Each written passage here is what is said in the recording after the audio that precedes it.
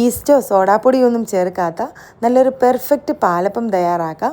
ഈസ്റ്റിൻ്റെയും സോഡാപ്പൊടിയുടെയും taste ഇഷ്ടമല്ലാത്തവർ ഇതുപോലെ ഒന്ന് തയ്യാറാക്കി നോക്കിക്കോളൂ കേട്ടോ. നല്ല മുരിഞ്ഞ പാലപ്പം റെഡിയാക്കി എടുക്കാം. അപ്പോൾ അതിനായിട്ട് ഞാൻ ആദ്യം തന്നെ പച്ചരി ഒന്ന് വെള്ളത്തിൽ ഇട്ട് വയ്ക്കുകയാണ്. ഒരു 4-5 മണിക്കൂറെങ്കിലും പച്ചരി കുതിർത്തി എടുക്കണേ.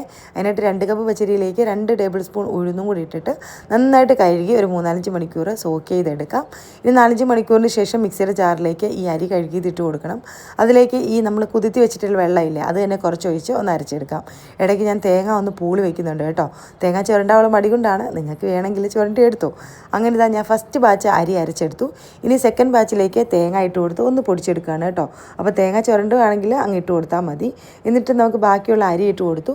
1 കപ്പ് അരിക്ക് 1/2 കപ്പ് ചോറെന്ന കണക്കിൽ ഞാനിവിടെ 1 കപ്പ് ചോറിട്ട് കൊടുത്തിട്ടുണ്ട്.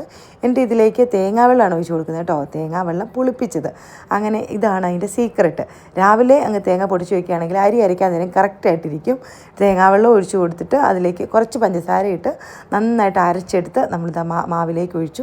കൈകൊണ്ട് നന്നായിട്ട് മിക്സ് ചെയ്ത് ഒരു 8 മണിക്കൂറെങ്കിലും അടച്ചങ്ങ് വെക്കുകയാണെങ്കിൽ ഇതാ പിറ്റേ ദിവസം രാവിലെ ആകുമ്പം ഇതുപോലെ നല്ല പുളിച്ച് പൊങ്ങി കിട്ടും.